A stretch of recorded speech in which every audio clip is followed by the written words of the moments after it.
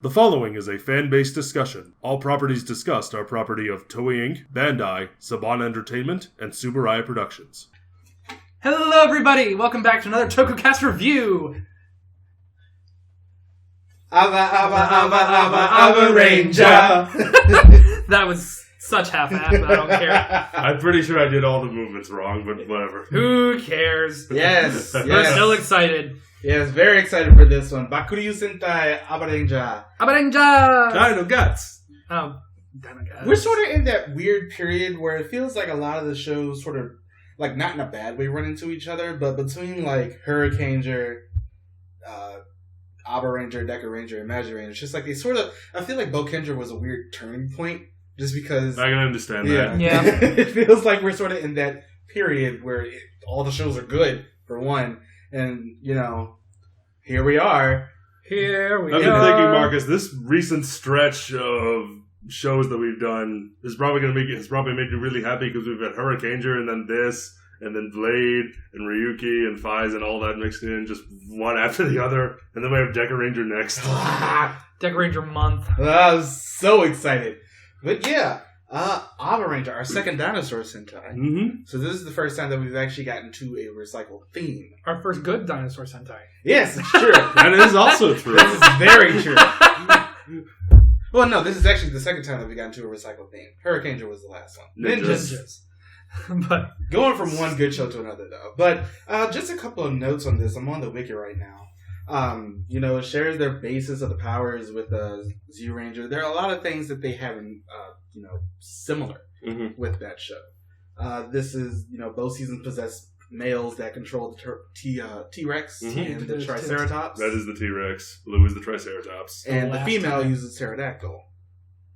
Except it's yellow this time. Yes, it's instead of pink. One thing I want to applaud this show on is its use of the different dinosaurs. oh yeah, with the armaments and everything. A lot of different dinosaurs. We end up getting that, you know, again in Kyoryuger. Mm-hmm. Speaking of that, the last mech that they used is Styrocarus? Styracosaurus. Yes, that one.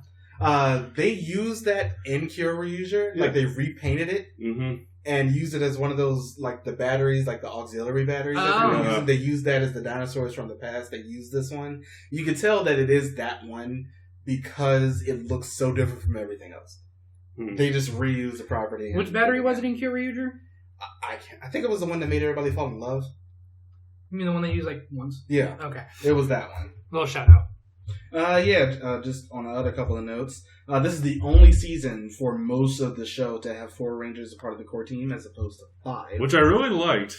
Even though every picture of Abaranger shows it's always all Abaranger. 5 of them. Yeah. Even though he's not really part of the main team. He's not ever until like the last episode, and then or like 2 or 3 episodes. And then Dino Thunder happened. Yeah. This is the first season where the sole female member of the team is yellow. Oh yeah. Last couple times has always been blue.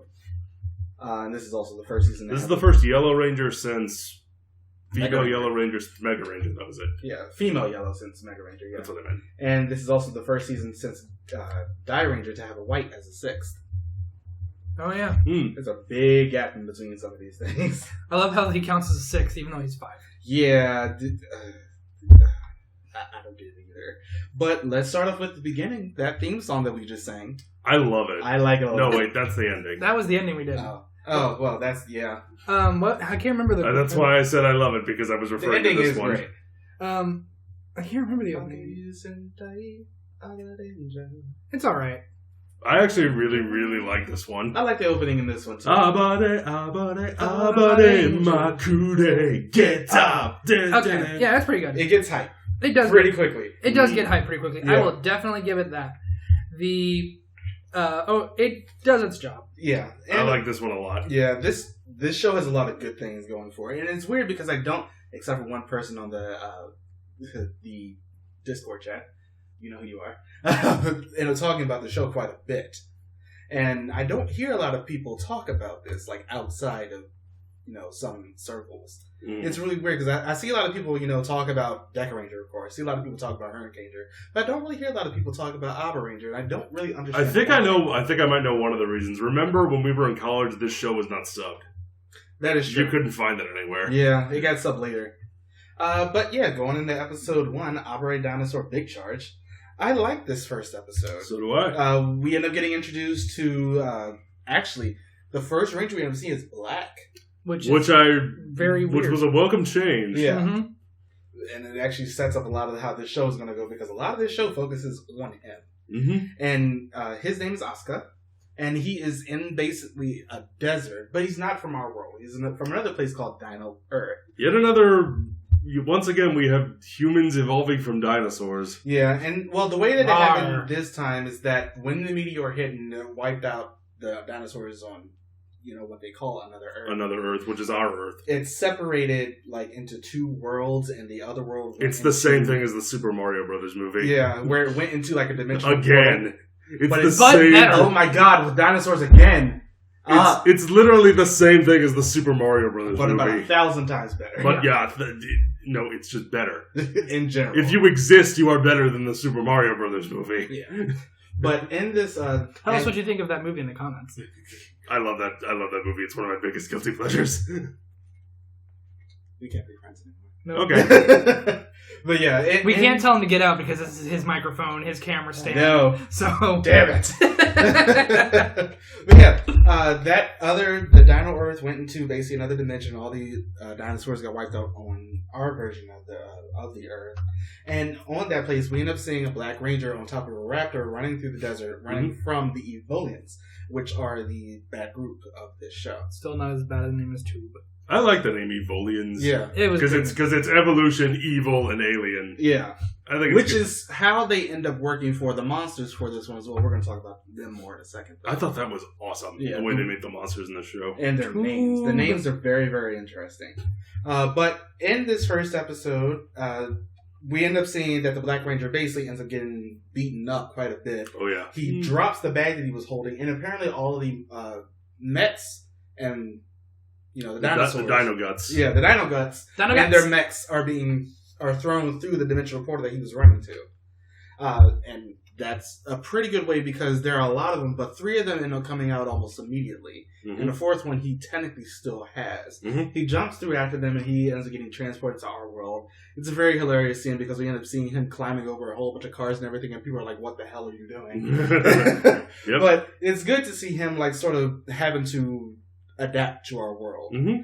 And these 3 people around the city, it's Ryoga, Yukito, and Ranru, are hearing voices in their head.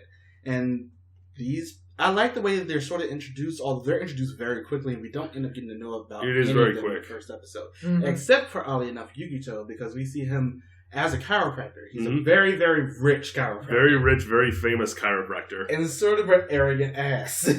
But it works for his character. It does. It absolutely does. Mm-hmm. And the voices that they hear in their head are the 3 dinosaurs that got separated. The Tyrannosaurus Rex, the Triceratops, and the Pteranodon. And they're being controlled by the Evolians. And we also learned that Ryoga has a daughter. It's actually his niece. Yes. Her parents died prior to the show. And she is basically adopted by Ryoga. Mm-hmm. Obligatory moment of silence for sad orphans. That's enough. Yeah, I'm about to say that's just a trope. Yep. But I will say this does give me one of word obligatory. But this does give me one of my favorite aspects of this show, which is a Sentai member who is a single father. Yeah, which I think is an interesting dynamic we've never seen before. It's the first one we've had. A Sentai member actually being a parent, and I like that. It gives a very, very good dynamic to this show.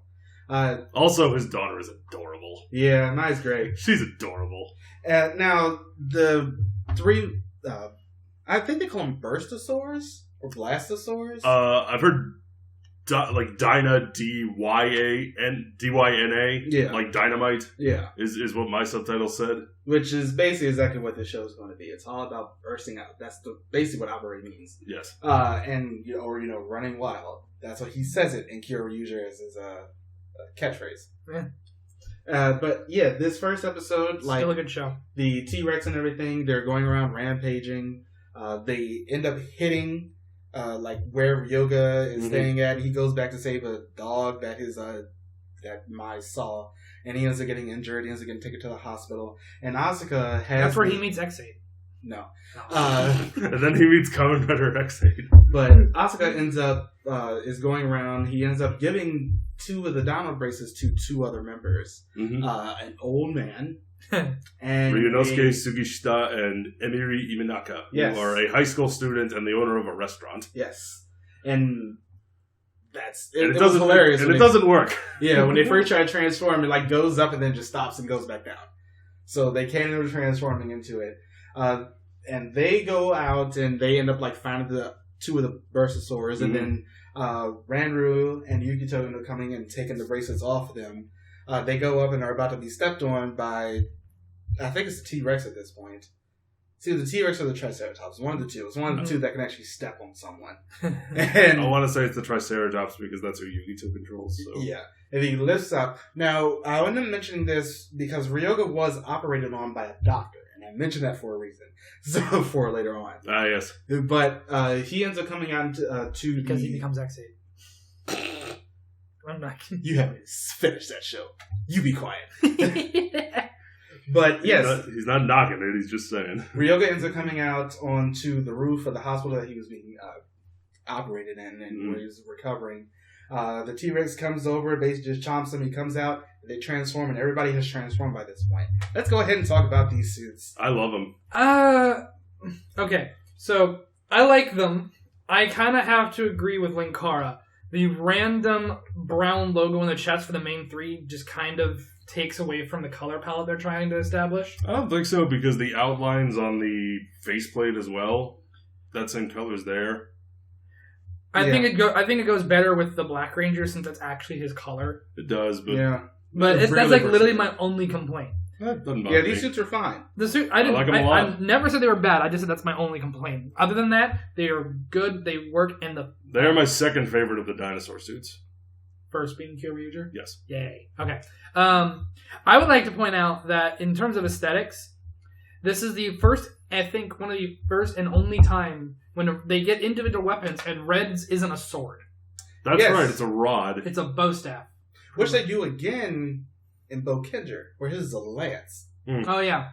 So it's one of the first times that it's not a sword. I love the individual weapons in this show. I also love how the fact when they first use it, the T-Rex ends up eating one of the Etholian troops. I thought that was just like a weird thing that ends up happening. Also, they end up going into like a super spiky Abaranger mode, which I was actually about to bring that up. So first, I love the shield because I want to finish that thought. I love the shield for the Triceratops. I think that's a clever idea. Mm-hmm. It fits the dinosaur. Absolutely. Not like I'm not saying I'm not a fan. I'm just not understanding the thought process behind giving yellow daggers like that. Pteranodon's claws. I guess. And I guess that's also why the mouth's open on them. And I'm going to keep calling it Super Dino mode because I saw Dino Thunder first. Abaranger mode. Anyway. The spiky mode. That works too. Looks really, it definitely, I love how they integrated that with the actual pattern on the suit. Like, you could tell that was thought out, and I do like that. Mm-hmm. And they use a lot. Yes. And you're right. We're going to talk about this more in comparison, but compared to Dino Thunder, they don't use that form a lot. No, they don't. Mm-mm. And they don't even get it in the first episode. That's something that legitimately happens immediately. Once they all get the ability to transform, they pretty much get it. Yeah. Let's talk about the first 3 mechs that we end up getting. The T-Rex, the Triceratops, and the Pteranodon. I like them. I like them quite a bit. I like the mechs. I like the T-Rex, and I had the Dino Thunder toys growing up. This is one of my favorite Megazords I ever had. Once again. I had most of them. And we'll mention this. I'm not saying it's a bad thing. It's just you had a lot of toys. They talk. I was a spoiled brat. The mechs in this one do talk, and they have distinct personalities. They are sentient, and Yes. And it works in this show. And I like it in this show. It works in this show. Very well, unlike Abaranger. But it works very well in there. We're going to take all the shots at that show, so be prepared when we end up getting. If you like Abaranger, that is your opinion, but we fucking despise it. Wait until we get to that review in like a year. So, sorry, that'll be great. But yeah, I like the first episode. It moves very quickly. I like the design of the mechs too because it it looks like it's a Megazord. smoother. It's smooth, and it still looks like a dinosaur, but so when you see it transform, it's all the more impressive. Mm-hmm. The thing is, of course, we're going to end up having to make some comparison to Zyuranger. Yes, and that is a very distinction with, how far technology has came over time, because as of this point, basically everything is CGI when it ends up coming to how the mechs transform. Mm-hmm. Ever since Gaoranger. Yeah, ever since Gaoranger, where they made it much more prevalent. And it works in this one because everything looks a lot smoother. Mm-hmm. Now, of course, the CG is a lot better than it was in Gaoranger. Yeah, True. It works a lot better in this one. Episode 2, let's go ahead and get into this mech, because this is when... Oh, well, hold on. At the end of episode 1, they end up fighting some guy in a dark armor. We bring up this dark armor because it ends up being a plot point quite a few times in this show. Plot point! But yeah, that guy ends up getting defeated. And in episode 2, we finally end up getting our first mech, Abaranger. Mm-hmm. I don't mind it, but I think we all end up having the same problem with it. What's the point of the pterodactyl half of the time? It becomes the helmet chest, and the crest. The chest crest. And one of their finishing moves. Yeah. But for the most part, you have the Triceratops becomes an arm, and the rest of it is literally the T-Rex. Yeah, it doesn't... Which is a problem going forward, even with Kyoryuger, is that... The problem is that a T-Rex is such a big dinosaur compared to the rest of them. How you have to design that in a mech is hard. Very, very difficult. And I think they did it better in Kyoryuger, though, because it was just the body. Yeah. But the arms were the ones that switched out a lot. Yeah. To give it all the different combos. But in this one, it's just like the pterodactyl takes up... Well, whichever. But it ends up taking so little space. Yeah, the main issue is, what to do with a giant tail. Kyoryuger found a way to do it, but again, just like what your point was before, how much had happened in technology between Abaranger and Kyoryuger? Yeah. Another, 10 years or such? About, yeah. We wanted to say in this, the second episode... Yeah, 2004 to 2014. Yeah. Now, Yukito in episode 2 was just like, I'm alright with this. I don't have to go do this. I have a lot of money. What's the point of this? And so they basically have to... I appreciate how much of a dick they made him. Yeah. It's just like... they stuck with it. The only reason they even end up... Like, he even ends up going back and joining the team again because he ends up having to save some kid who he thought was being, very stupid for trying to save a race car, but the race car meant a lot to that kid because it was, the mental of his friends. Mm-hmm. But yeah, just I like how they're sort of setting up his character because really enough, a lot of the background story takes place around him. At least in this, the early parts of the show. Yeah. So I just thought that was interesting enough to go. Can we also just quickly talk about how the faceplates roar? I like that. Yeah, that is a little thing. It's a thing. On paper, I like it, but it looks weird in action. It does. Never bothered me. It looked depending on who we're talking about. Like Abaranger Killer, at least with the rest of them, it looks like a mouth. Abaranger Killer, not so much. All right, episode. We're gonna go ahead and skip 3 because that's much more of a filler episode. Episode 4. Filler. This is when we end up getting introduced to the Dino House and the the rest of the team's ride raptors, which they keep in their belt. They're not something separate. Mm-hmm. They don't use them a lot. I noticed that. Budget. Probably because CG was expensive. Budget. They don't Still use is. what? I don't know what you're talking about. What? And they do end up getting their team jackets in this one as well. I do like the team jackets. I love the team jackets. Team jackets look cool. I love their civilian clothes. Yeah, they look really, really good. But yeah, and the Dino House is becoming a thing for quite some time after this. We end up seeing it in basically every other show up until this year or last year, I think, because the actor who played the master of the house, of Dino House, passed away. You mean Ryunosuke's actor? Yeah, he passed away in 2009. Yeah, so they stopped using it a little bit. I think the last time they used it was actually last year in Zoology, or else I think that was just a random Curry house. Because Curry's been a thing ever since Go Ranger. Yeah, the zoo. Curry's a pretty big part of Japanese culture in general. So yeah, but it's just been a staple food over there, and it's been a running thing. They always end up having it at least once a season. I mean, Power Ranger has the juice bar. Yeah, they always have, or a yogurt shop. It always has something. There's always some Sentai always has a curry. There's always some sort of restaurant in Power Rangers and whatnot. So now I'll go back and mention episode 2 because they end up killing I'm going to put this in hard quotes. They end up killing the first user of the Armor of Darkness. The magic armor, the Armor of Darkness. Yeah. They end up basically killing that guy. when they end up going through the ship with the giant spill. I can't wait to see him again in 2.5 episodes. Drill attack. Mm-hmm. That's their thing. In episode 5, it introduces the story arc regarding the search for the missing eggs that were in the bag by Asuka and the trials of the second user who used the Armor of Darkness.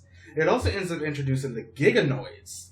Like the Trinoids were the small ones. Yeah, the smaller monsters we have... one of the villains, he creates the monsters by combining 3 different elements. Yeah, it's like something organic, something inorganic. What is this, build? No, because there are 3 of them. That's why they're called Trinoids. Yeah, it's something. I was being a smartass, and he completely blew over it. Something organic, something inorganic, and something alive. Well, animal, plant, object. Yeah.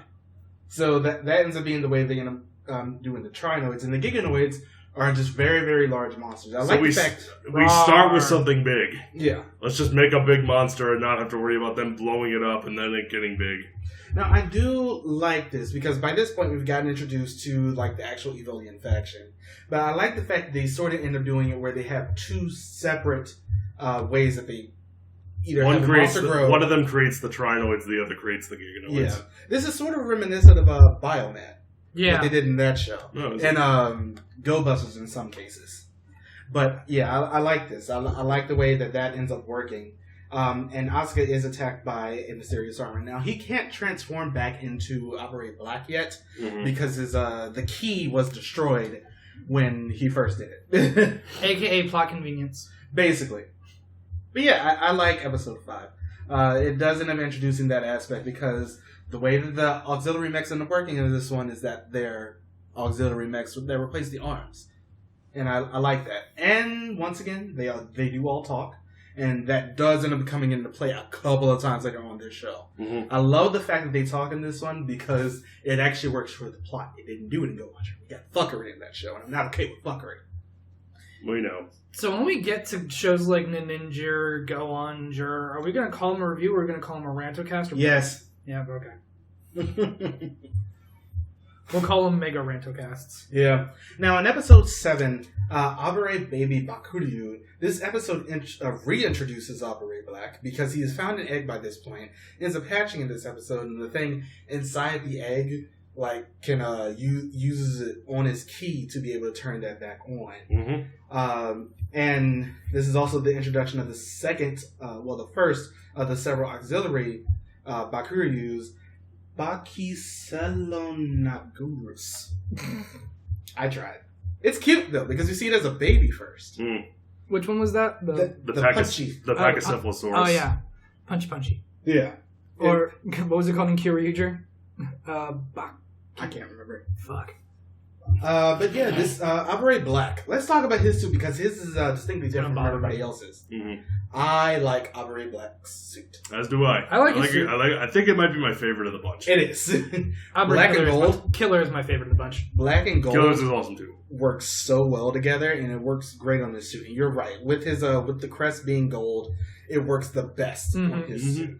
I really like the way that it looks on him. And I also really like the fact that we got our first auxiliary mech in this one. I think they only have about 6 in total, including the second mech that they end up getting. But yeah, it's good to have him do that. Boonpaki. That was it. And it was going to bother me. Also ends up meeting, or it was either in this episode or the episode before this, where he ends up meeting John, or whatever the hell her name is. Jeanne. She's named after Jeanne d'Arc, so... Yeah. So Jeanne. But yeah, she's like one of the higher ups. There aren't really any, like... There's so few of them this season. As far as like main villains, you've got the 2 that make the monsters, you've got Jeanne, and you've got the little girl. And you got one who ends up coming in later. And one who comes in later, but... For what we have... It's so much better than Hurricaneger. Yeah. Now, Hurricaneger had so many of them, and they were all bad. Yeah. Now, Asuka ends up thinking that this is his, I'm guessing, ex-fiancé. At that point, yeah. Ex-fiancé, who was killed in an ambush. We're going to put killed in quotations. Killed in an ambush. Ex-fiancé because she is dead. Back in Dinosaur, because the Evolians got there first, of course. And she looks just like her, but she's like, I don't know who the hell Mahoro is. Amnesia! No, it's actually worse in this case. Yeah, it's more brainwashing. And something else. But yeah, but you can't say brainwashing in that voice and not sound as silly. But yeah, he ends up fighting Jan the first time, and he is not that good. Like, the first time he ends up going out to fight, it's just like, he's just so underwhelmed and underwhelming in general. And Yukito's like, who the hell is this newbie? So it just ends up walking on and just like stand back. Grub. Now, he does have Brachio, the giant carrier mech. Yes. This is the second Because and they're last still time that it's a carrier. For now. yes, that a Brontosaurus is a carrier. Brachiosaurus is a carrier. I hate this Carriers. in this show. I hate carriers, period. I do too. Because it feels like it's just there to be a toy. Unless it ends up transforming, because I think, weirdly enough, I think they did it in 5-man, where the carrier also transformed into its own battle formation. Yeah. Mm-hmm. I hate the fact that in this one, it's just like Black is always going to end up standing on the sidelines. It is annoying because you have this giant mech, and all it can do is just sort of slowly walk around. Yeah. Also, every single time it ends up coming out of the water, it ends up singing, like, the first couple of lines it ends up saying when it comes out of the water. It's like from a past Sentai opening or ending, or Metal Hero opening or ending, a Kamen Rider opening or ending. Cool. It always ends up saying something. I think I like that little bit of trivia. Never noticed that, but that's pretty cool. Episode 8. Carriers suck. It's true. This episode concludes a 2-part story regarding the reestablishment of Abaranger Black and his confrontation with John. I like this. John. Because this is the first time that Asuka finally, he goes wild with his dino guts. And I don't know how to describe dino guts. At all. Key. Basically, that's Dinosaur key. That's basically exactly what it is. But he ends up going Abaranger in this episode and destroys a Giganoid by himself. Just lights a giant pillar of fiery death, just comes up around the thing and just explodes on it. Mm-hmm. So he ends up killing a Giganoid, but he ends up passing out for quite some time. And I do like this episode, though. The whole thing with him and John is very, very interesting. I love that. Was one of my favorite aspects of the show. Yeah. It sets up just so much, and I like the way that they ended up doing that. I thought that was just really, really good. And it's sort of weird because we don't end up seeing, something like that again. I'm thinking up to now, it's just we don't end up getting that again, ever. Yeah. Which is sad in itself. But yeah, episode 9. This is the first time that it starts off with suicide. Or attempted suicide. Where a guy is up on the top of a building about to jump off. Ryoga sees him go. The way that Ryoga is seeing him is that he was doing climbing inside of the city, and he used a grappling hook on top of the thing. Yeah. He climbs up. Urban exploration. And when the guy is about to jump off, Ryoga just comes up out of the side and scares the hell out of the guy. He falls back. And he leaves his shoes there, which is a thing in Japan. When they're about to commit suicide off of the top of a building, they usually leave their shoes. Any reason why? I know it's something culture, and I can't remember exactly why. I know it has a significance, though. And this is also the episode where they end up introducing the first combination. Bakuryuu, that first mech that we end up seeing that I can't pronounce. But yeah, this is how the show is going to work. Every single auxiliary mech except one ends up being an attached armament for the mech instead of replacing anything else. So I guess what Brachio's line that he says is what show is it from? Can you guess? It's from Battle Fever. It's from Battle Fever, your favorite. Yeah, I like that show a lot. I know you do. But yeah, you're one of the 5. Now, this is something that we didn't mention. The credits of the show end up having an after credits scene, and I hated it. This is one thing about the show that I absolutely hated. I hated it. It kills the pacing. It does. It absolutely kills the pacing. You will be in the middle of a really dramatic, a really funny scene, and then it'll be find out what happens next after the ending theme song. When I finished the show yesterday, they did that in one of the last episodes. You know which episode I'm talking about, where something major happens. Yeah. And then it ends up going into Abba, and I'm sitting here it's you know how long it took us to learn this choreography? 20 minutes. We suffered for our art. My God, you are going to do the same. And it doesn't work as well, and I much prefer sometimes when they don't end up doing an ending theme. in some cases, I should like that one because that mood whiplash is terrible. Yeah. It is the worst. There are so many dramatic moments at the end of episodes that are just ruined by this. It's so bad.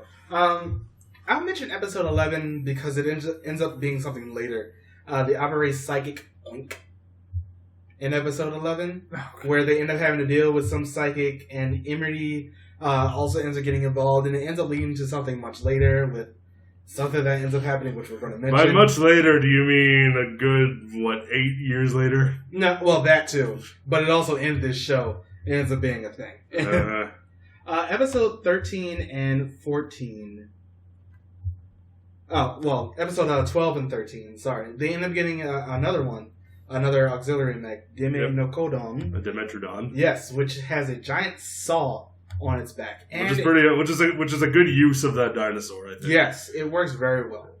As I said before, really good and really interesting uses of the dinosaurs, but also what species they decided to use for certain things. Yeah.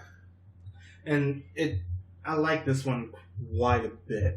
I think it's one of my favorite designed ones in this show. And episode 13 also ends up introducing a mystery girl who basically ends up affecting the remainder of the series and the relations between Asuka and John. Now, we didn't mention this. The way that the monsters and everything, the Trinoids and the Giganoids, end up getting to the Earth from another Earth, because that's where the Evolians are located. Yeah.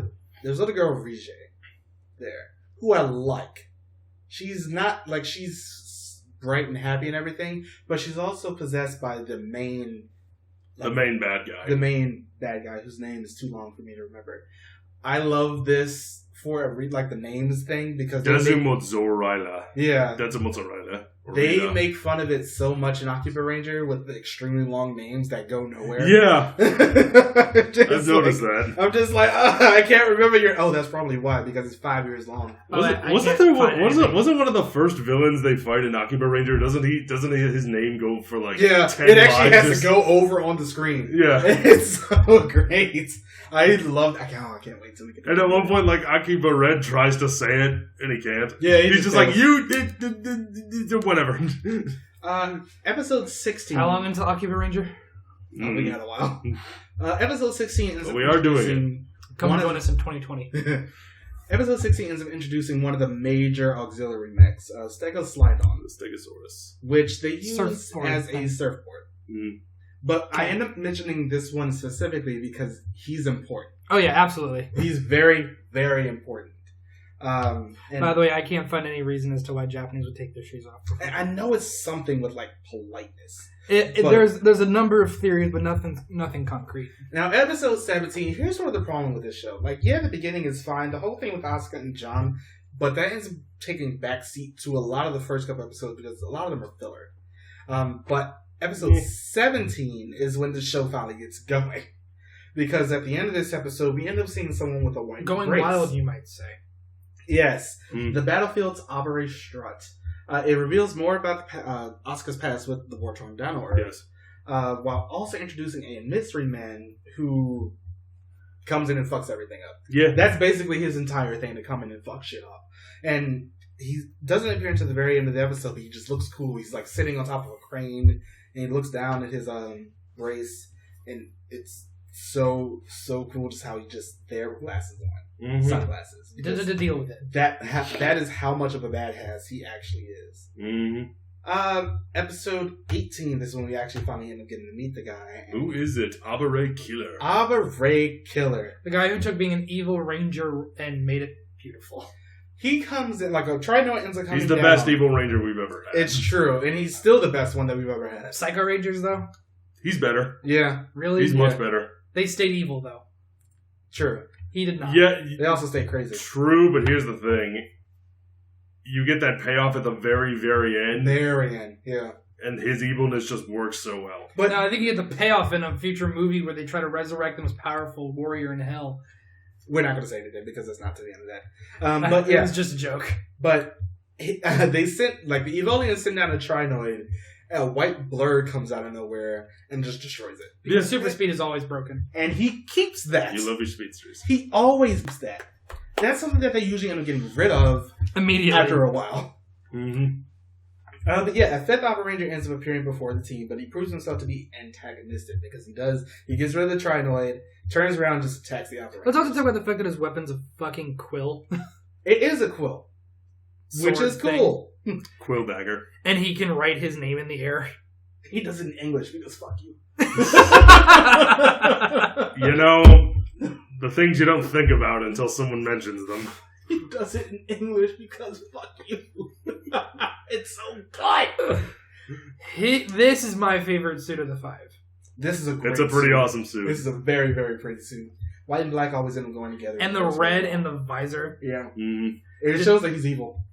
I mean, hey. Yeah, no, he's right. And even when he doesn't get a morphing sequence either. Does he? He just hits the button, I'm Abaranger Killer. Fuck Yeah. Pretty much. And the first thing he ends up doing is basically... He's a dragon. No, Yeah. he's not. No, he's not. Uh, No, it's a Tapajra, yeah. which is a flying dinosaur. But he basically ends up just coming in and steals the other's dino guts. How do you spell that? Tapajra, I think. Google will autocorrect for you. That's it. Oh! It looks like the big dragon thing that they jump on at the end of Avatar. I will post a picture You mean of that. You mean Turok Makto. Sure. I remember the name. But yeah, Abaranger Killer comes in, beats people up, and apparently he was also the doctor who operated on Ryoga. Mhm. That's why I mentioned that doctor earlier. But he's very bored with his life. Hold on. Dun, dun, dun! Okay, go. Okay. That was obligatory and you know it. He's very bored with his life, though, because whenever he ends up trying something, he ends up becoming great at it almost immediately. So the reason why he ends up turning into Abaranger Killer is basically just to play a game. Mhm. Because he's perfect and he does everything perfectly. And he's fucking Jigsaw. So The Jigsaw Ranger. yeah. But his whole thing is to actually bring out his Blastosaur. Dinosaur. Top Kaylor. Which is cool. That's episode 19, though. But in episode 18... This is, I think, one of the most interesting uses of a dinosaur here. You don't think of a Tapajra as being an evil dinosaur. Yeah. This is an interesting choice to use for the evil one. And I think it's pretty cool. I see that and I go, I can see that as evil. Yeah, it's because it's an artist rendition and it's all red. Now, episode 18 and 19, we basically also end up getting introduced to, the background of Abaranger Killer's suit. Mhm. His suit was a prototype, but it was too strong. And Top Kaylor was too strong. And it basically, after a little while, it would explode. Like, the wrist marker would explode. And that was basically it. Also, we'll end up mentioning this. Every single one of the auxiliary mechs, since they can talk, they end up talking through the bracelet. But it depends on who's talking. It doesn't end up staying, the faceplate doesn't end up staying who it is. It ends up switching to another one. I love that. Yeah. Attention to detail. Yeah, that's really, really good attention to detail. Mhm. And the whole thing with Top Kaylor, he ends up stealing their dino guts. They end up going out and just giving it to the egg that Top Kaylor is in. Mhm. And then there's also another auxiliary mech that ends up appearing in episode 19 as well. The Parasaurolophus. Yes. Parasagan. Parasaurolophus. Parasaurolophus is the dinosaur. Yes. I love this mech Parasagan. for 3 reasons. What's that? It's Brazilian. When the egg came through, This is Brazil! it got dropped off at Sao Paulo. So it speaks Portuguese and Spanish. And I'm sensing foreshadowing here. I'm sensing it's going to start singing Despacito for a minute. No, but one of the weirdest things, because it tells the pair of scissors. But Which is a weird weapon you never really get to see a lot. Well, the first time they use it, he basically is saving these kids from being crushed by a billboard with the piano on it. And then he starts playing the piano. because, a falling piano is just too... No, because of the fact that a billboard could suddenly turn into a playable piano. That is 3D. Why not? I was like... But, Because yeah. this is Brazil. But Top Kaylor does end up getting basically released. They were all trying to stop him at the beginning. That doesn't work. John is, by this point, donned the armor of darkness, but she can't stay in it for very long. And her and Asuka have been fighting around in the background a lot. Mm-hmm. And Asuka has also started to see that mysterious little girl who's popped up every once in a while whenever they actually get together. Yep. Top Kaylor ends up basically bringing down the entire construction site that they were at. I think they also used this construction site in nope, it couldn't have been the same one. I was thinking that this is the one that they used in Gaia for that one episode. Oh. But yeah. The could have been. Top Killer basically just ends up bringing down the entire thing. You think that Asuka got killed. Asuka's like, haha, nope. And jumps out and he's just like standing on top Not of today, Top peasant. Surprise, motherfucker! It was me. Dio. But yeah, now Top Killer is very, very strong. It basically ends up going out and just beats both of Abaranger and the other monster. This is the episode I showed you last week. When the first time you end up seeing Bakuryuu, and he ends up chopping the armor off of the monster. And then it shows him naked for a second, then he blows up. Yeah. It's so weird. But like the entire time, the Evolians have been trying to get the actual thing to transform into Abaranger Killer, and they realized that wasn't going to work. So they just ended up trying to kill him. They also realized that wasn't going to work. Mm. But yeah, I love how Top Killer looks as well. It looks very menacing. Yes. And it has a very deep voice. A very, very deep voice. And giant ass wings. Can we just say that? It is able to blow the other mechs away. So. Yeah.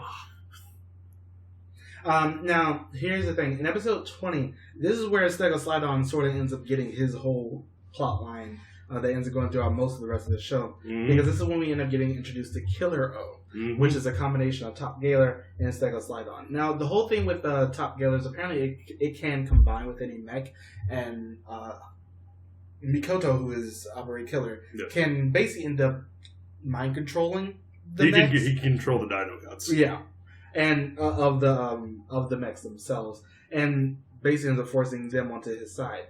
But he doesn't end up doing that with Stegoslydon. Stegoslydon ends up getting controlled. Technically, like at the very beginning, like when they first ended up combining. Speaking of which, let's go ahead and talk about this mech.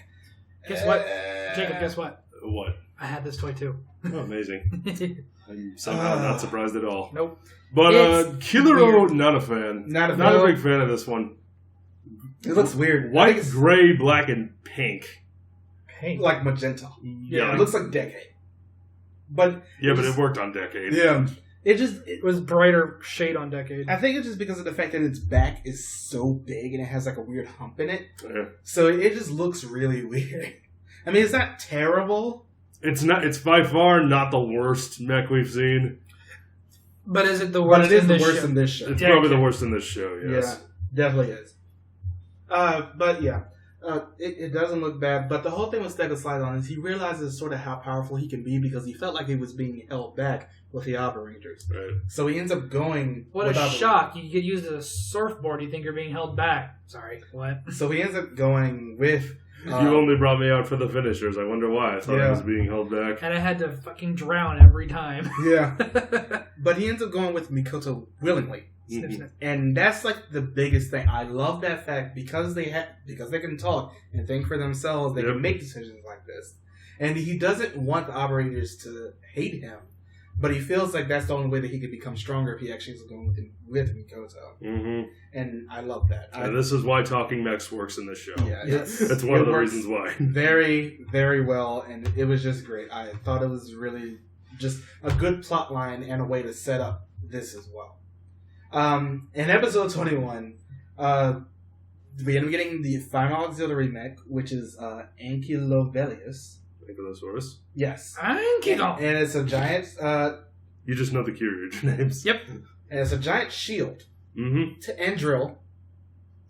Did we... what happened to the buzzsaw, or did we skip over it? We talked about him already. Okay. Yeah, this is the final auxiliary was that mech. I guess that was during while I was doing my weird suicide research. Sorry.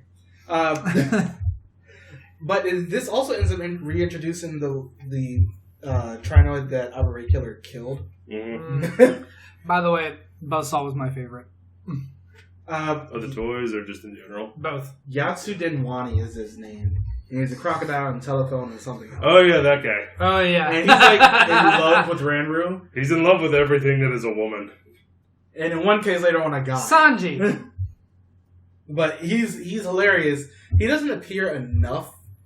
which is good. I'm kind of glad he doesn't appear that much because I found him really annoying. He's funny whenever he appeared on screen because after a little while he ends up becoming like a servant to Abaranger Killer. He does, which is like the most hilarious thing because Abaranger Killer will play darts and he holds the dartboard and he's just like, I'm just gonna keep hitting. I really don't give a shit about that board though. It's great. Now we're not gonna talk about the movie except for one thing: this mech that they have in this one. That they also end up bringing in to the show. This is the first time that something that appeared in the movie gets brought over into the show. And what's that, Marcus? That's a great question. We're so prepared. But yeah, it's an evil mech. Hooray, evil mechs. Yeah, it's the name of the movie is Bakuryuu Sentai Abaranger Deluxe. Abaranger Summer is Freezing Cold. Mm-hmm. And that mech in that one, let me see if I can get the actual name of it, because I really have a terrible memory. Is it this one? Yes. Okay. It should have the name on there. What's the name? Does not have the name on there. Balls and Sacks. Balls and Sacks. That is not it. That is not it. That is not it. Bakuryuu. Yeah, as soon as you said it, I got it. Which is basically just a blue, like, it's an evil version of Abaranger sans the Pteranodon.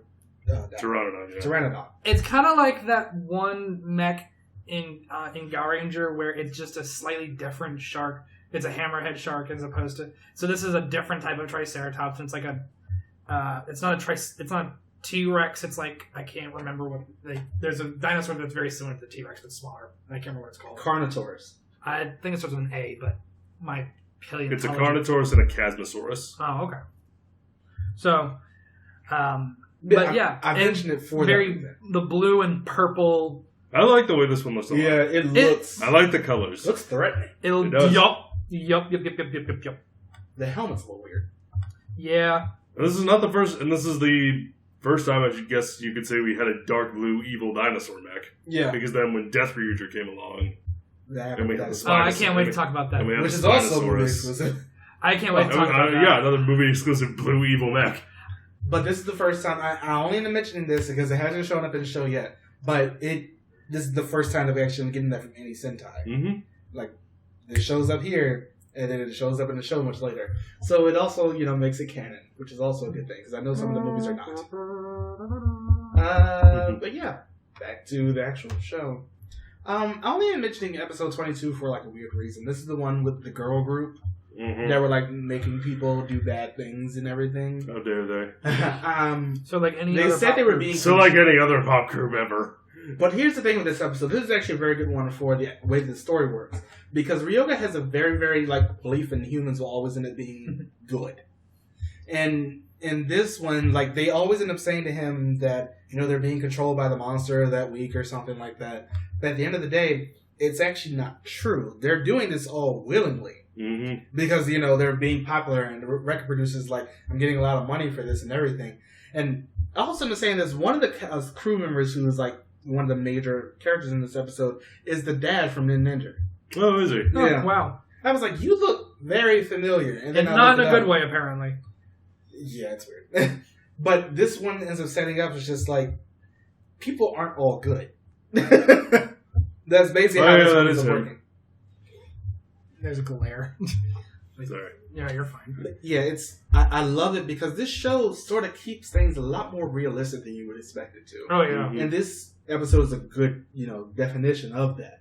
Where it's like you have such positive and shonen-esque belief in people, but they're still bad people. This shows that. This episode shows that pretty well, too. I only mentioned it for that reason, but damn if it isn't good. Let's see. What is the next episode that we must talk about? Oh. Red's power up eventually. Okay. And also in episode 22 and 23, there's a new game that Abaranger Killer ends up starting. Where he ends up capturing two of the auxiliary mechs. The first one that they get in the buzzsaw. Oh, yeah. He ends up catching them, basically putting them in two giant barrels with bombs attached to them. Mm-hmm. This episode is fucked up. Because And then he gives them 2 different addresses, and they have to go to a different one. But then he No, gives them the wrong Nice address, and it Dark goes, Knight reference. Thank you. Yeah, you tried. That basically is almost exactly what ends up happening. I know. Because he ends up, like, the Trinode... That's what they made me think of. The Trinode is sicked out there. They end up having to go defeat the Trinode, but they don't do it until almost the last second. They only have, like, an hour left before the bombs end up going off by the time they end up beating the Trinode. And then they pass out, like, immediately after that. Mm-hmm. And so by the time they all end up waking up, and they get there at the last second, and the bombs explode. And then Abaranger Killer ends up getting control of them because the belief of the 2 mechs were shattered at that point, and the Abarangers coming to save them. And Abaranger Killer just ends up coming in, takes control of them, and just leaves. Mm-hmm. And they stay with him for a while, too. Oh, yeah. And I'm sitting here like, that's some shit. Yeah. I wasn't expecting That's some evil things to do. Yeah. Oh, so good. This is why he's the best evil ranger. Yeah. It's just, I wasn't expecting it. And I think that's the thing that just made it just that much better.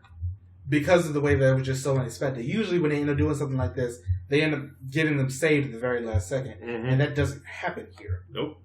And I'm just like, oh, it's so good. Oh, it's great. Now, a lot of the next, like, couple episodes, the mid-20s is sort of like the way this show's down. If that makes any sense. But episode 28. Okay, we have to go back and talk about one episode that's stupid. But it's the episode 24, the Abaranger episode, where Jikito has the cross dress and go to high school with Emery. Yep. And I'm just sitting here like, this is a thing that is happening. Yep. He looked good though. Good for him. Is it worse than Vega Baby? Yeah. Well, no. Nothing ever. I don't think anything from Marcus will ever be worse than Vega Baby. Yeah, Hashtag Vega Baby. That was bullshit, and they should have never done it. But here we are. You whore. But yeah, episode 28. 3 episodes and you're already pregnant. Rije has sort of always been on the Abelian base, being her and the main bad guy throughout this.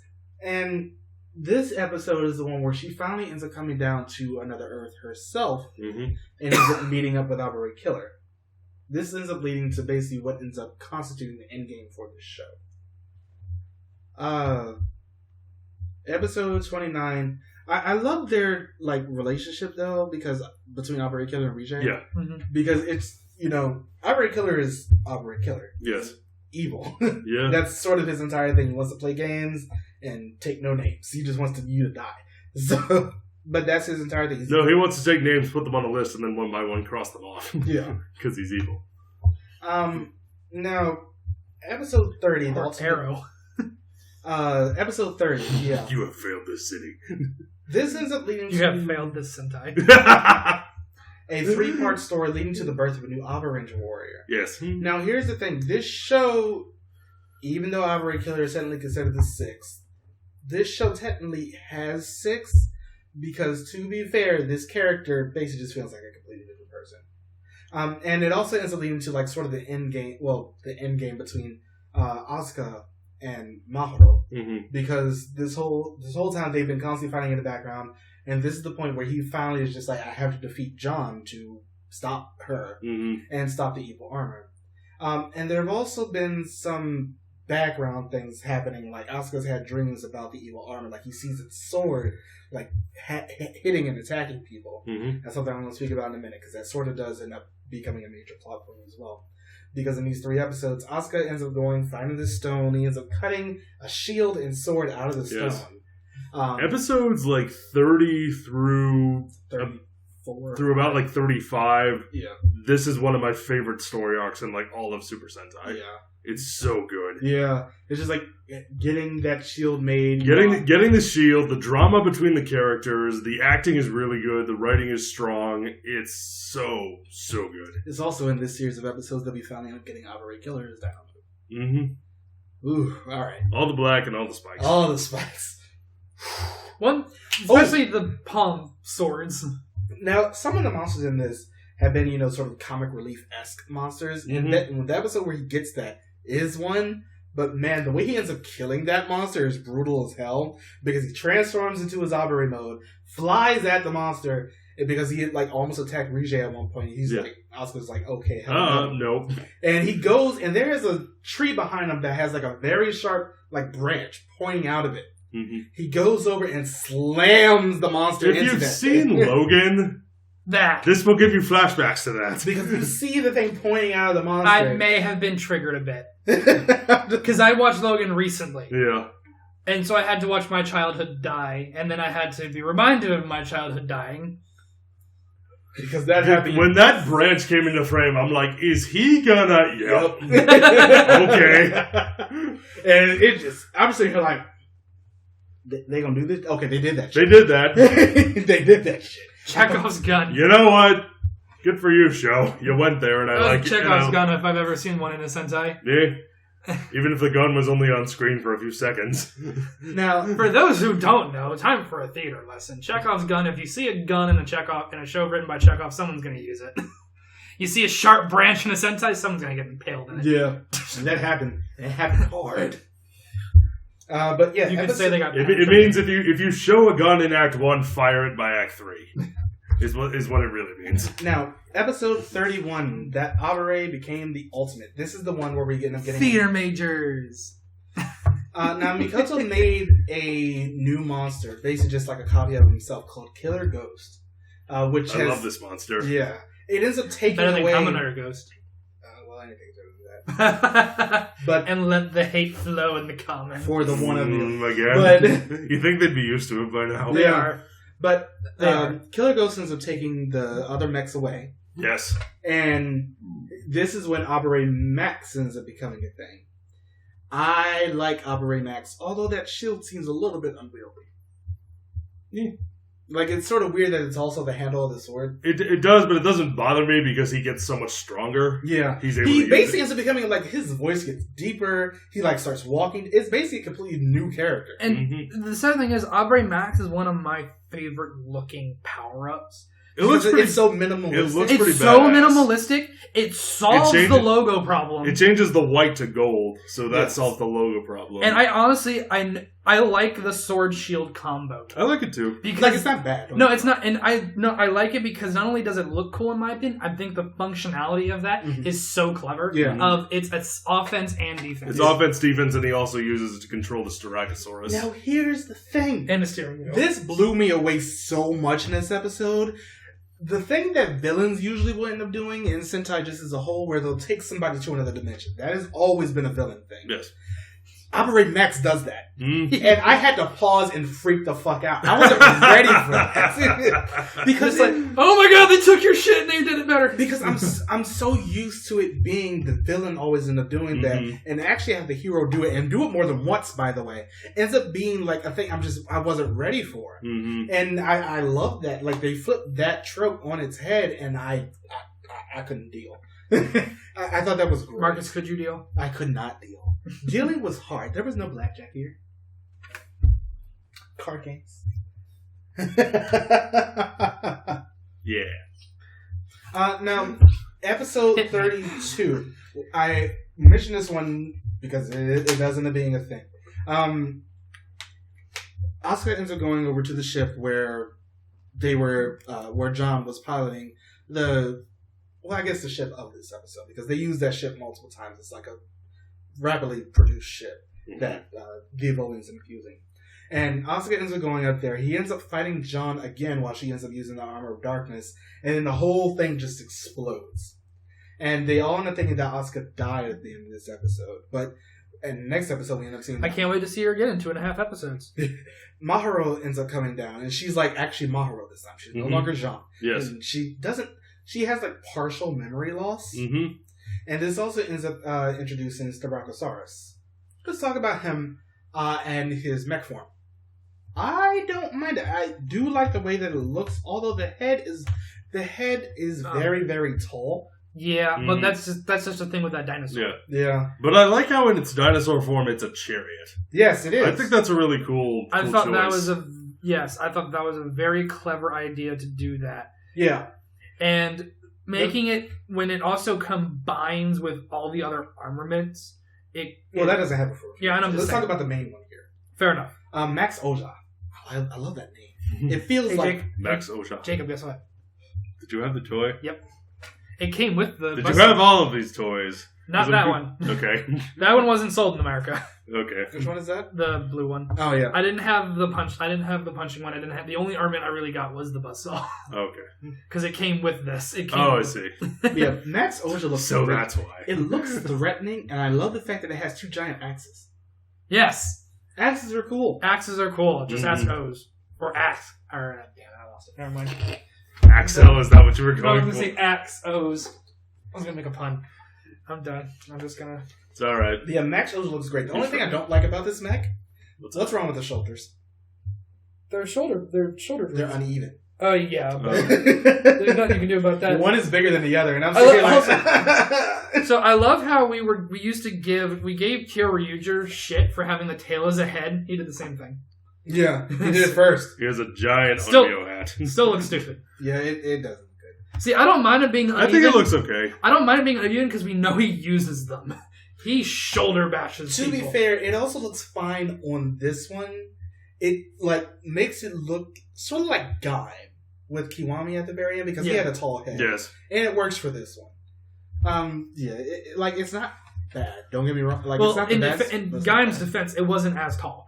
Like, it was maybe an extra 7 to 8 inches. This is like an extra Also, that 7 was like a Daishogun helmet. This is just a dinosaur tail. a stick. Yeah. Now, in episode 34, this one is sort of ends up being weird. Because Oh, please. Mahoro is like, she came out of the water that she was in. She transformed back from John to Mahoro. Mm-hmm. And then in like the very next scene, we end up seeing her running from Abaranger Killer. Yeah. And Ryoga comes out and just like, is this a new game for you? And I'm sitting here like, oh, are you implying? Yeah, you are, okay. Because that was not good. You went there too. Now, Appreciate it. the one who ends up believing her the most, because they all knew that this was John. But she didn't have the tattoo on her head anymore, which Right. signaled that she was part of the Evolians. Mm-hmm. And I thought that was great because the first one who ends up actually like really welcoming them because they take her back to Dino House and everything. Mm-hmm. The first one who ends up really welcoming her is Mai. Mm-hmm. I don't mind. I'll talk about her because we all know how I feel about child actors and anything. But Sorry. I'm fine Mai. with her. I'm fine with Mai in this show. She was okay. That is a mine. She's not As am I. prevalent. Like, I'm proud of that pump and I hate you for it. Says the guy Did you playing not- Nino Cooney. Did you not hear him the first time? I He was glossed talking. over it. I glossed over it very hard. I'm about to say, also says the guy playing Nino Cooney. You're not allowed to judge puns. Aren't I? No. Damn. Considering how much you like to make them in our top 10 lists, That's true. I don't think so. But yeah, I love the fact that whole thing. Now, Asuka, they all presume he's dead at this point. Yes. And in episode 30, I mentioned episode 35 for 2 reasons. 1, because of what happens at the end, and 2, because of what happens throughout most of the episode. Because Renru ends up going to where Asuka, like, he did a bracelet that would be I love this episode. like an engagement bracelet on Dino Earth. Yes. But I love this episode because it involves one of my favorite things when it ends up having a Sentai, like, female-focused episode. And this goes back to, of course, Change Phoenix. Yeah. The Costume changes. The costume changes. This episode had all the fan service, It's and so I loved it. It's hilarious. And I just thought it was, like, the Monster of the Week was hilarious with her because of that. Yeah. But yeah, that, like, the costume She change disguises episodes, herself as like a receptionist, as a dancer, police officer. a police officer. It'll always be one of my favorite things, and I can really, really think that to Change Phoenix from It's Change Man. really sad when I see a scene like that and I go, oh god, I'm never gonna hear the end of it from Marcus. It's so I love costume change episodes because they're always hilarious to me. I don't think there's ever been one except for maybe, Turbo Ranger or 5-Man because those 2 shows exist. But it's always going to be something funny for me. I love costume change episodes. Like, they're always going to be top tier. Mm-hmm. Nothing will ever beat that episode with Change Phoenix, but this is pretty great. It also ends up bringing You back. never forget your first time. It's true. But if this episode also ends up bringing back the armor of darkness, The Armor of Darkness. with a new wearer. But we don't know who it is because the Monster of the Week is coming in and he ends up getting attacked by the new wearer of the armor. one of my favorite episodes right there. I'm not going to talk about episode 36. That episode is pure filler, and I'm just like, why? Because you need a moment to breathe after that 5-episode Fair arc. enough. Yeah, I'll give you him had that with the last episode. No, yeah.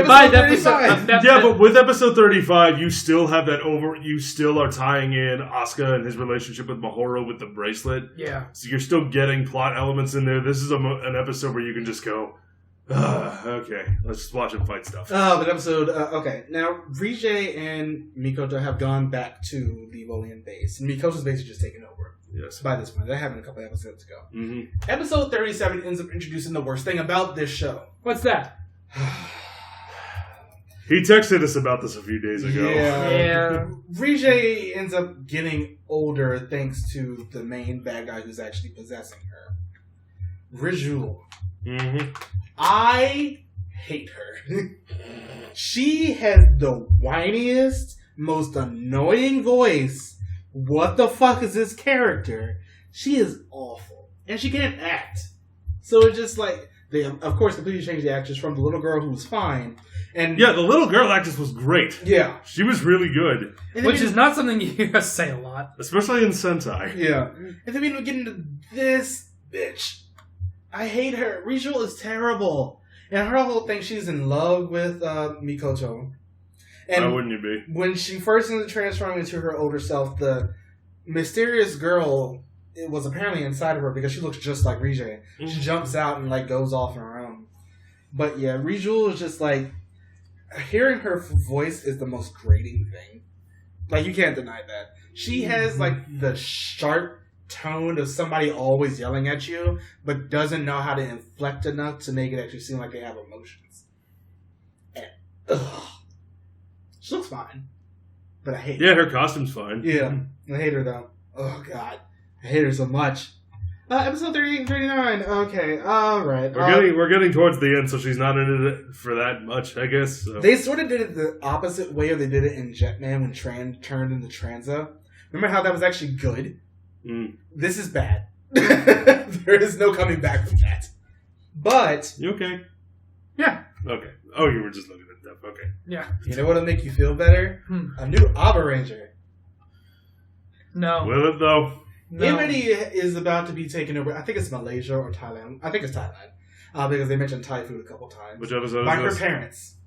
And her parents are but they end up coming out and there's a monster of the week, a giraffe, which I will talk about more Thailand. at the end. Yeah, at the end of this episode.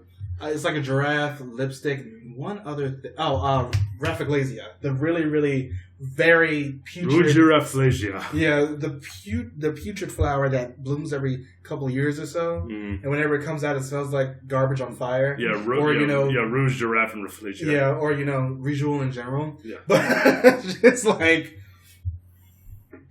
Abare Pink. It's a homemade Abaranger costume. Yep. I still remember that episode in Gokaiger. That's the worst episode of Gokaiger. Yeah, kind of. It is still... that is like the only episode of Gokaiger that I absolutely hate.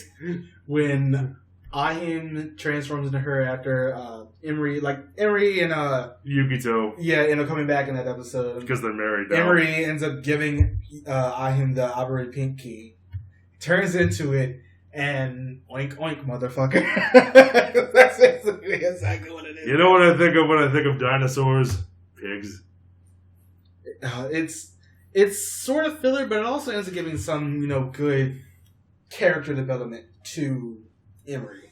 Because she wants to stay there and help them. She doesn't want to move to Thailand. She's like, I'm a part of something bigger now, and I always want to make sure that I'm here to help this team whenever they need it. Because she's sort of like their background tech person.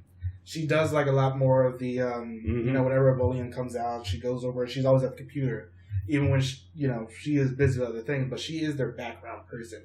This is the time when she has to come to the forefront. Now, she does end up getting turned into a Raphaglasia, because that's the whole thing with the giraffe. That's how she makes things beautiful. But yeah. Why not? But at the end of this episode, at the end of episode 38, we end up meeting the one who is inside the Armor of Darkness, which is, of course, by this point, Asuka. He is new wielder. But here's the thing. He was actually the first wielder when it ends up coming to the story arc. Yes. Because back on Down on Earth, after Mahoro and her brother were kidnapped, because her brother was the first user of the Armor of Darkness, he tells, because he's the one who ends up getting defeated at episode 2, he tells John to beat him, and she ends up getting the use of the armor. But the first one to end up using it was actually Asuka. Mm-hmm. He goes over there because he feels like he has no other choice, but the armor has the mind of its own, ends up taking over him, and ends up slaughtering a lot of the people who were like in their camp. Mm-hmm. And I love that. It doesn't really explain how he gets rid of it the first time, though. That's sort of a weird plot. It happens. Plot gap. Yep. Yeah, but he ends up coming in. Not much can be done about it. They knock his helmet off, mm-hmm. and they finally end up saying that it's him. He ends up going and like actually beating Abaranger Killer, because Abaranger Killer was not ready for all of that. Wait, what? And Abaranger Killer's just like, all right, I'm going to go ahead and take the armor off of him and actually use it for myself. So he goes, and they do end up getting the armor off of him. And now, a couple episodes ago, I don't think we mentioned this, they did end up getting the other mechs back.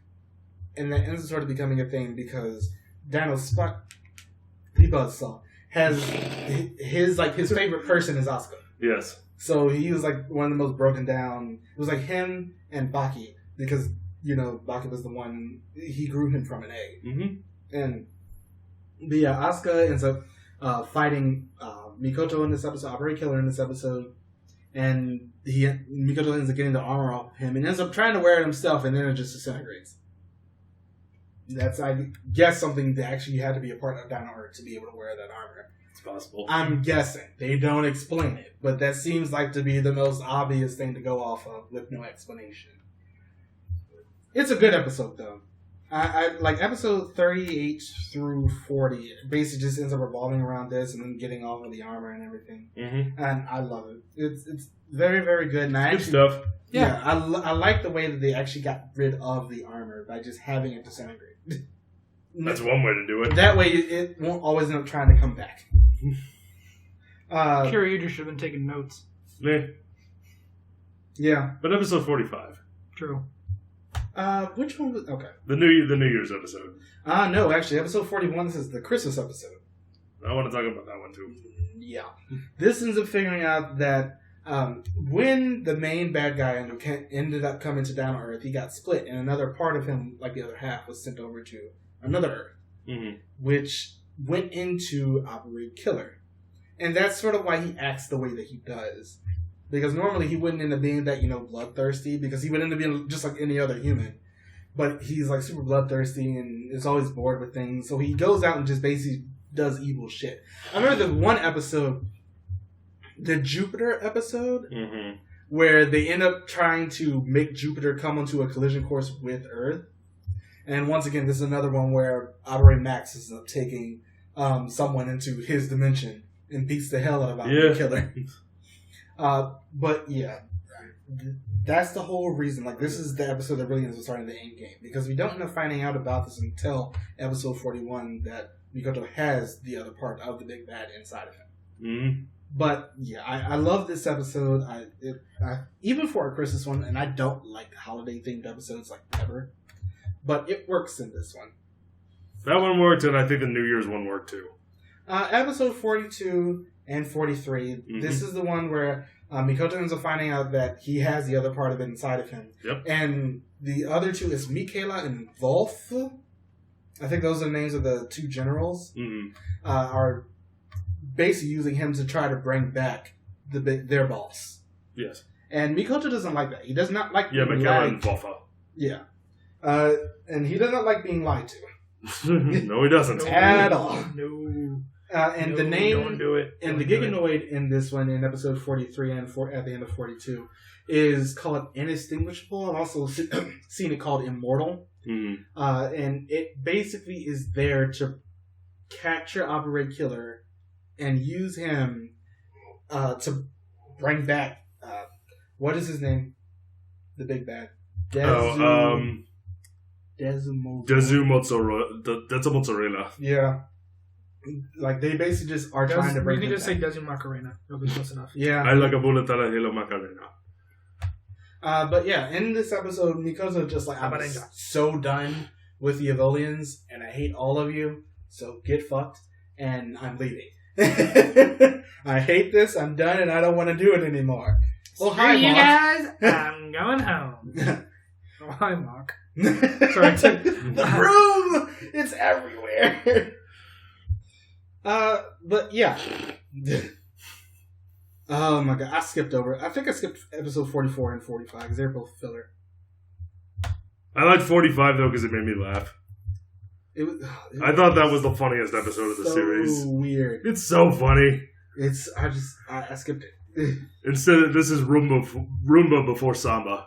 So Now, the Evolians Samba desu ka? did end up sending down some other Trinoids before they actually got there. yes. So they've just been working in the background. One of them is a psychic. Mm-hmm. And that's the one, like, and they also end up telling Mikoto in episode 42 and 43 that the more he ends up using the Abaranger Killer, like, I think it's the Minder, Mm-hmm. that's the name of it. The more they end up using it, the closer he ends up getting to exploding and taking out Tokyo. So they're just like, stop using it, and Mikoto's like, eh. So he just leaves. That really is what he does. He's just kind of like, yeah, whatever. Now, we do end up getting to see this guy. He's like stroking a doll, weirdly enough. I could have sworn that guy looked familiar, but I couldn't find whatever else he was in. I suppose he was in O's, was he? He sort of looked like he... Was it a clay doll? No. But he, like, Mikoto is like both went running for it. after this guy. He leaves, and like the building that they were in, Mikoto's still inside, and then the guy sets a bomb off. Of course, Mikoto's fine because he's a badass. Yeah. And these are things badasses do. So he ends up coming out, and in episode 46 and 47, this is the first time that we actually getting to see all 5 of the Abarangers transform together. For the first And time. Ryoga basically ends up forcing Mikoto to move into Dino House with them for the last couple episodes, along with our favorite crocodile Trinoid, who is coming along with them. It's hilarious. But yeah. But in episode 46 and 47, especially in episode 46, this is the first time that they end up gathering all the dinos together, including Top Kaylor. And Stegoslydons are coming back with them. Mm-hmm.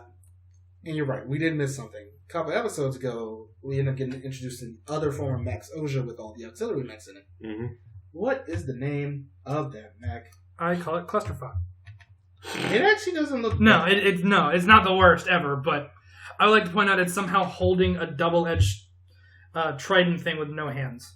A double-edged halberd. Yeah, with no hands. Maybe it's magnets. Who knows? Max Bakuryuu O.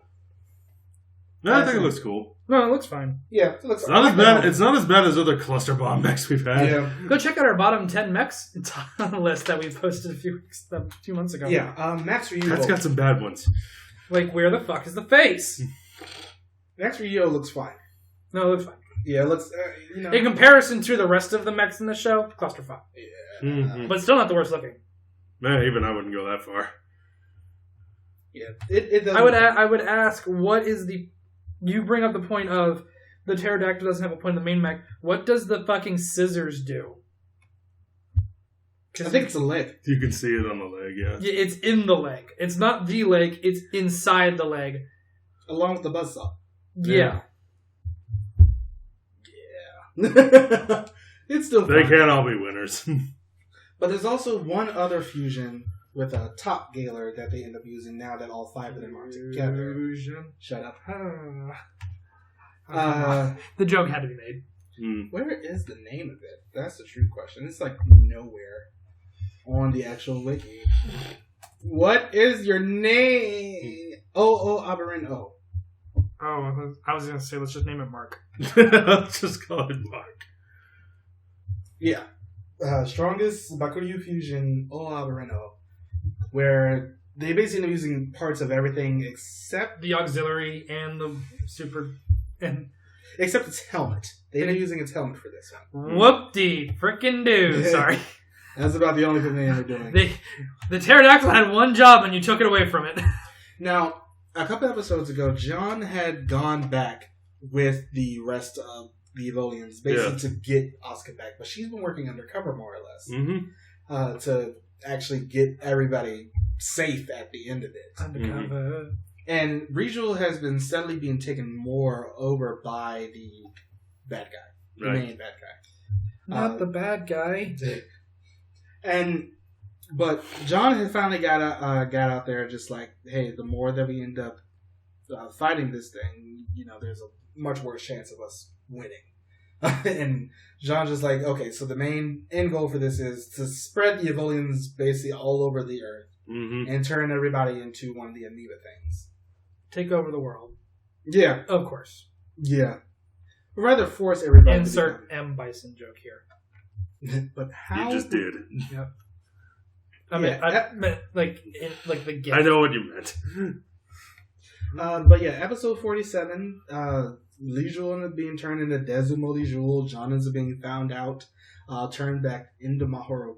We also end up getting some of the past things about her, because Dezumo... Dezumo? The bad guy. Dezumo. Or I'm just going to call him that. Call him Dezumo Macarena. But I just... Or Detsu Mozzarella. But he basically...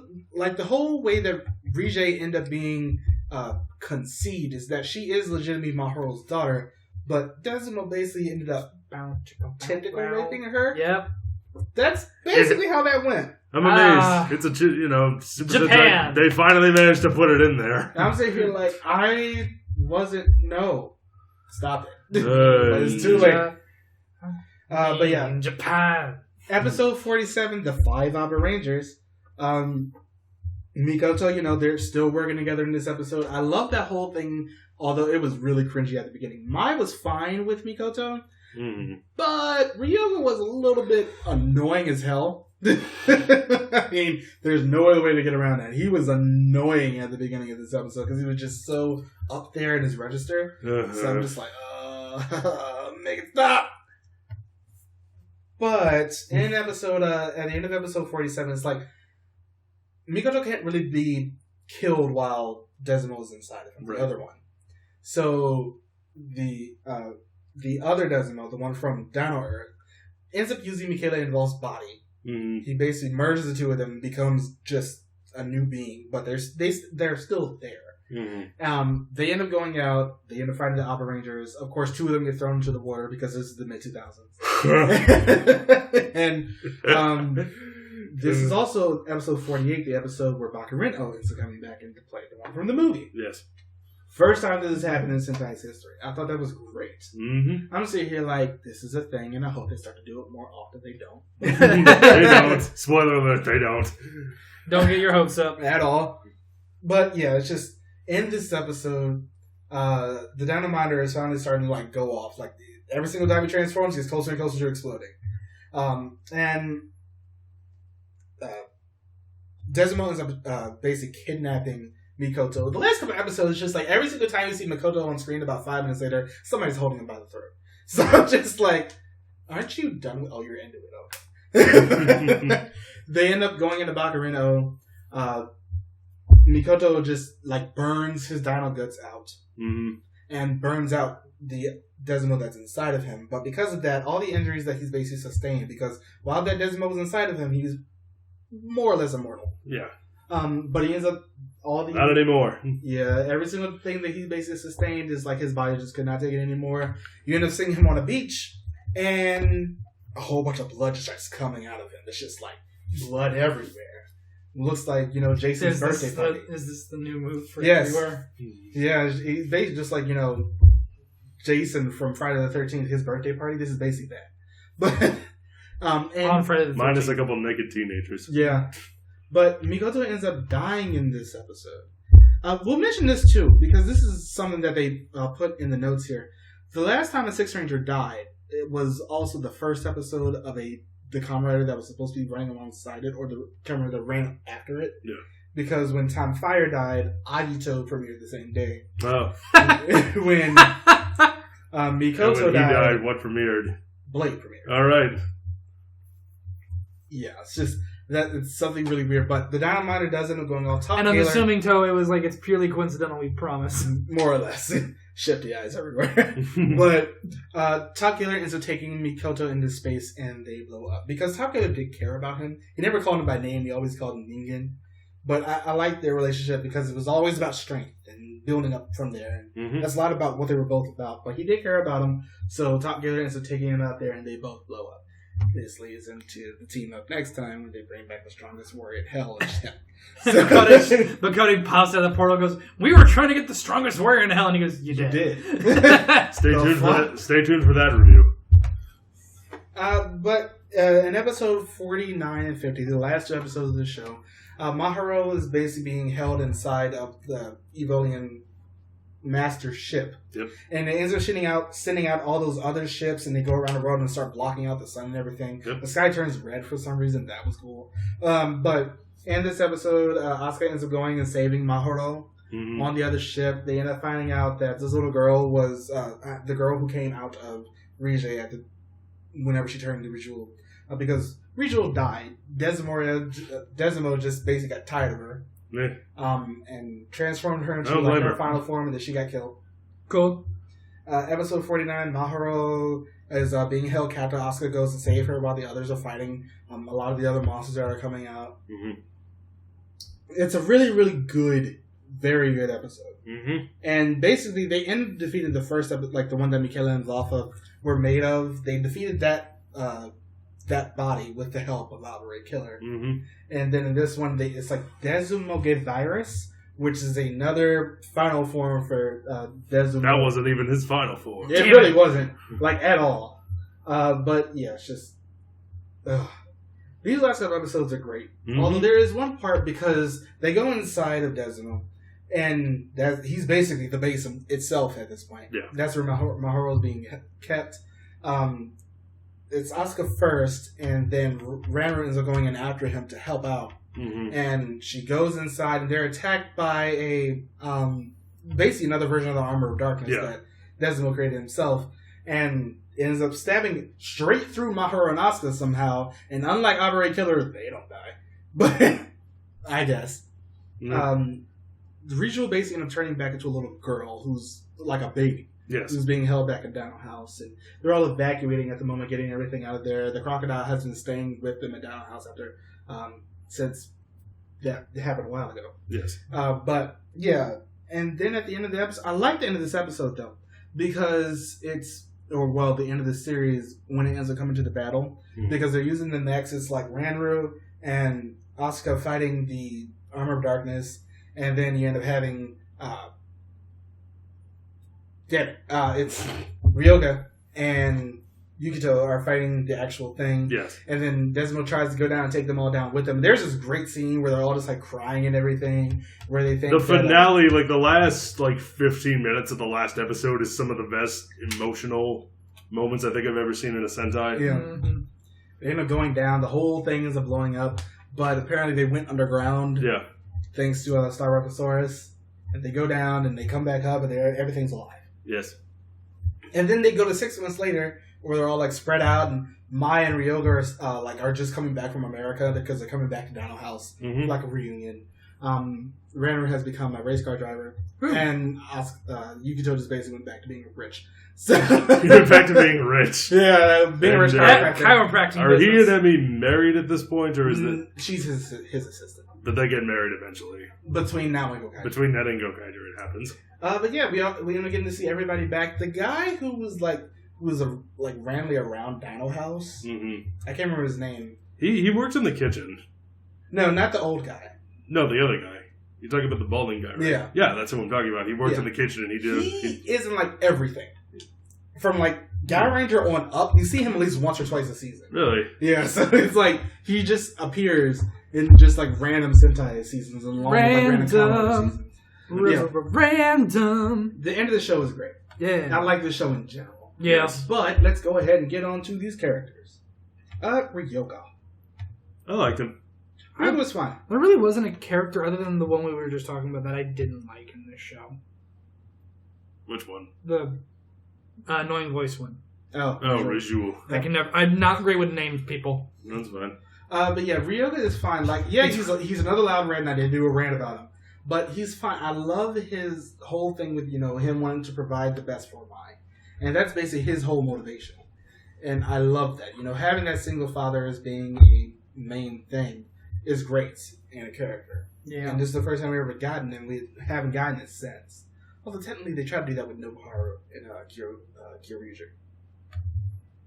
Sort of, but the parent was there and he was just the weird uncle. He was the weird punny uncle. Yeah, Mr. Yokota, that's the balding guy. Yeah.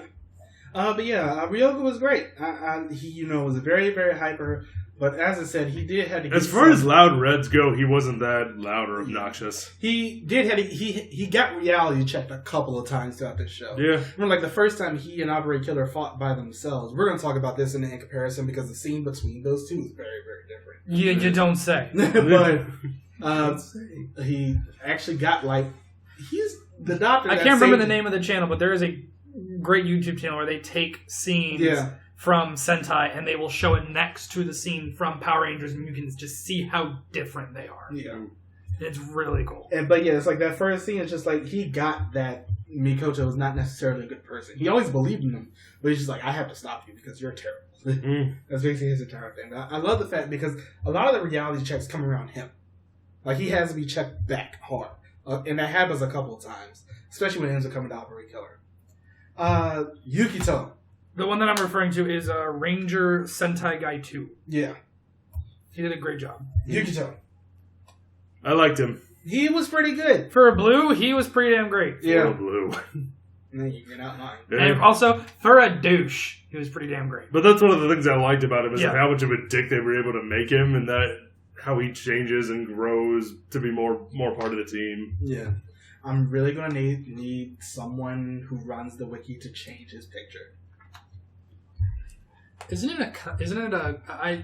need to change his picture because he looks like he's sick and dying. Yeah. That's not a great picture. Isn't it public? Yeah. I think some of these are actually locked to mods, but I'm not 100% sure. Okay. But either way, Yukito was fine. He is one of those people, like one of the few that we do end up getting to see later on, much after his show.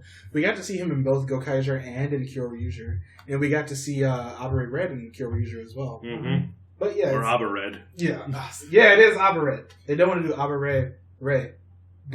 So, Abaranger Blue.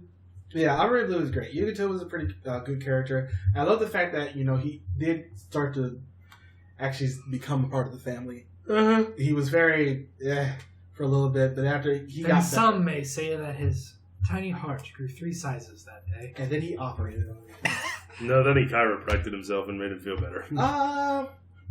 Ranru. She's super smart. Yeah. She creates a lot of the stuff.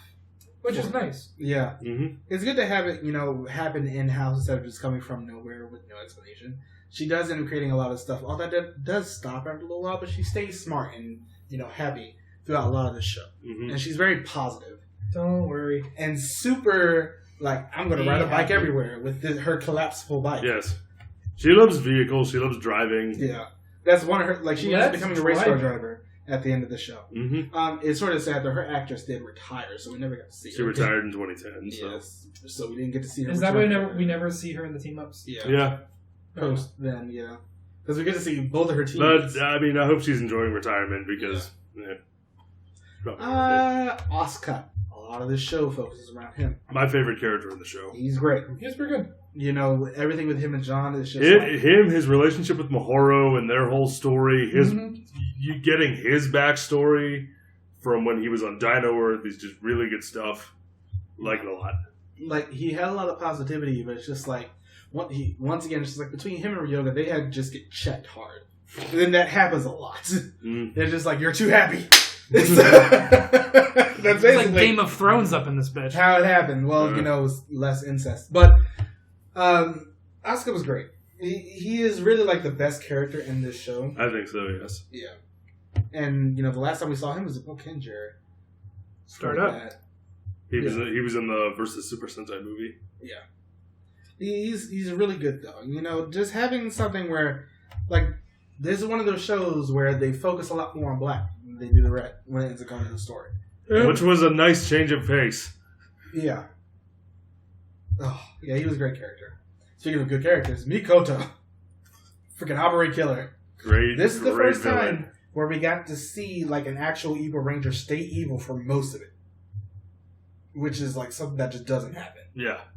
That's great. And even when he wasn't evil, he was still an anti-hero. Yeah. And then he died. He never fully becomes a good guy. He really doesn't. Because he dies before he gets a chance to. And he came back in Gokaiger. And he also came back in Dekaranger versus Abaranger as the most powerful being in hell. Yep. But yeah, he's a really good character, and I love, his personality and everything. I love how sort of evil he was throughout most of it, and all the games, Jigsaw, that he liked to play. But yeah. Abaranger is a great show. Yes. It's really, really up there for me. If we had to go back and redo the top 10 Super Sentai, I might add it on there. Mm. At least as an honorable mention. This is a good show. Very, very good. And we definitely do end up recommending it. I don't see a lot of people talking about it, but I really want, more people to end up watching this show because it's very, very good. I was honestly, most of the shows that we watched, I've already seen. But this one I went into it sort of blind. Except for, the whole thing with Abaranger Killer, because of course I already watched Tokucast. But I went into it, with basically open eyes. I'd never seen this one before. So coming off of it with an actual honest impression instead of having preconceived notions is sort of different, at least for me, with all the things that we've done so far. Yeah. But this is great. I really, really like this show. Mm-hmm. Join us next time where we do my favorite Kamen Rider, Blade. Yeah. So excited. Mm-hmm. Woo! Bye, everybody.